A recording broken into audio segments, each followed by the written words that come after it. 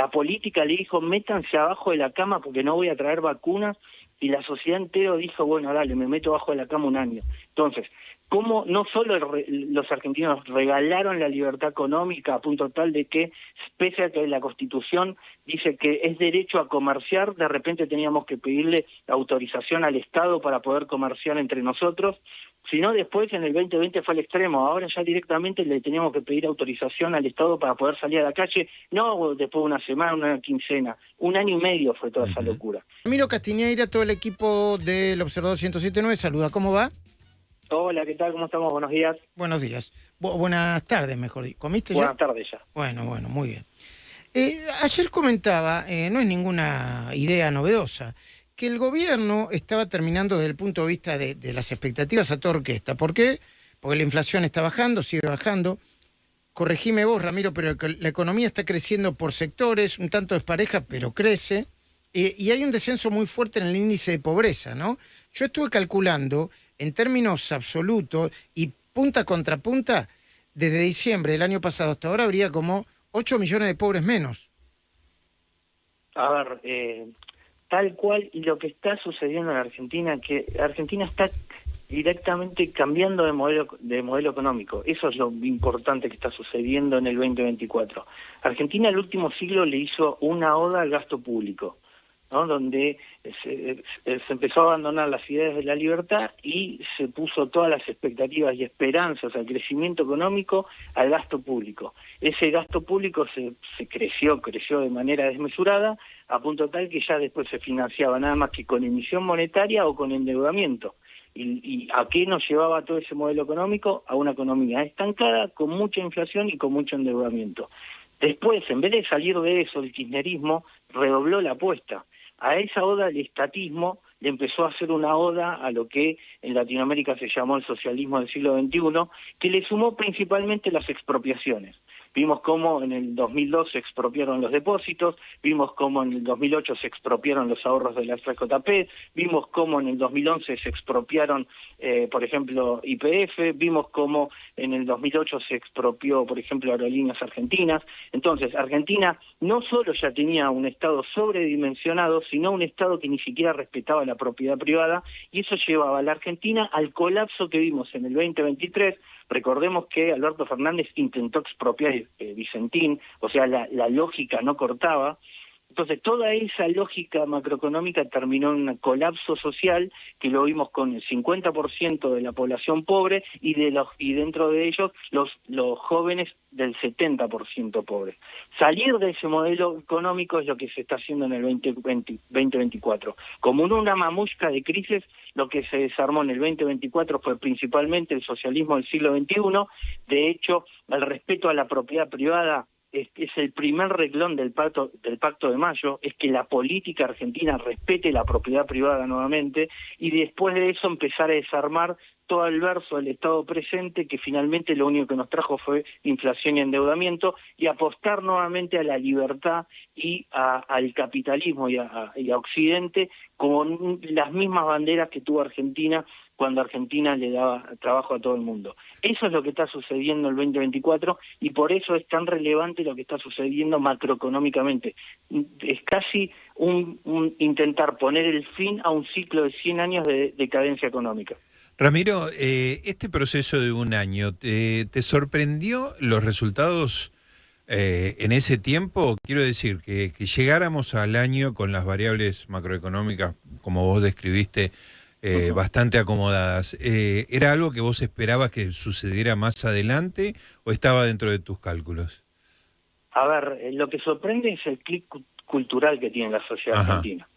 Claro. Justamente, quizás vamos a suponer que Macri tenía el diagnóstico correcto, pero no se animó a tomar las medidas, pero también la sociedad como que le pedía fumar bajo el agua, cambiar todo sin que nada cambie.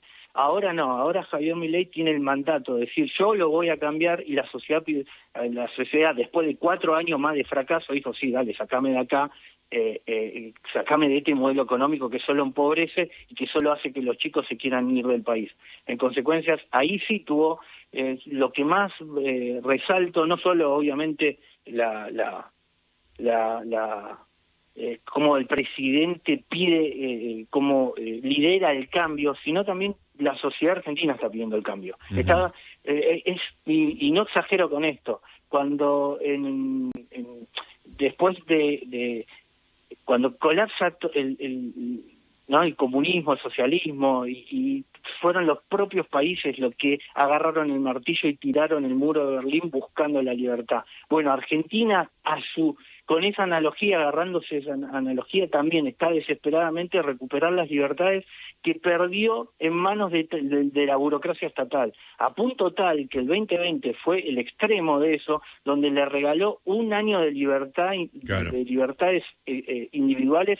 La política le dijo, métanse abajo de la cama porque no voy a traer vacunas, y la sociedad entera dijo, bueno, dale, me meto abajo de la cama un año. Entonces, cómo no solo los argentinos regalaron la libertad económica a punto tal de que, pese a que la Constitución dice que es derecho a comerciar, de repente teníamos que pedirle autorización al Estado para poder comerciar entre nosotros, sino después en el 2020 fue al extremo, ahora ya directamente le teníamos que pedir autorización al Estado para poder salir a la calle, no después de una semana, una quincena, un año y medio fue toda esa Ujú. locura. Entonces, después de perder tantas libertades económicas e individuales, como que la sociedad finalmente reaccionó, y también por la pobreza que generaba, porque finalmente no se daban los resultados, bueno, dijo, no, sacame de este modelo, que lo único que hizo fue, vos fíjate dónde terminó el salario del sector privado mismo el último trimestre del año pasado. Estamos hablando de que el salario llegó con una brecha del 200%.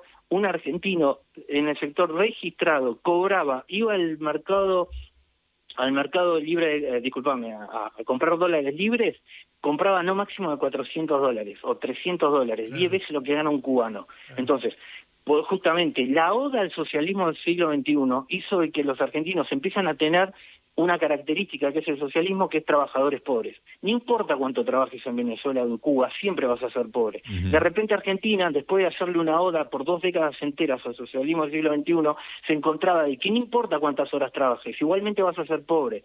Entonces, y la política que te decía, no te voy a sacar de acá, lo máximo que te voy a dar es un poquito de polenta y un plan social. Bueno, de eso es que a los argentinos dijeron, salgamos de acá, y justamente todos los cambios. Lo que más llama la atención fue justamente que se animaron a hacer el cambio que lideró el presidente Javier Milei. Gracias, Ramiro Castiñeira. Por favor, saludos. Buena gente, gracias por ver el video hasta acá, espero que les haya gustado. Bueno, una charla muy interesante la de Ramiro, la quería compartir con ustedes porque me pareció muy buena. Déjenme en los comentarios qué opinan al respecto, así los leo.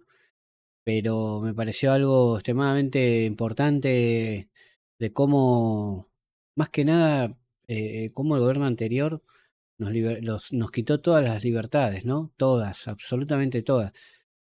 Fue anticonstitucional el gobierno anterior. Em, la verdad que yo creo que en un futuro, y espero no muy lejano, se juzgue lo que hicieron, no solo desde el Estado Nacional, sino municipal y provincial, ¿no?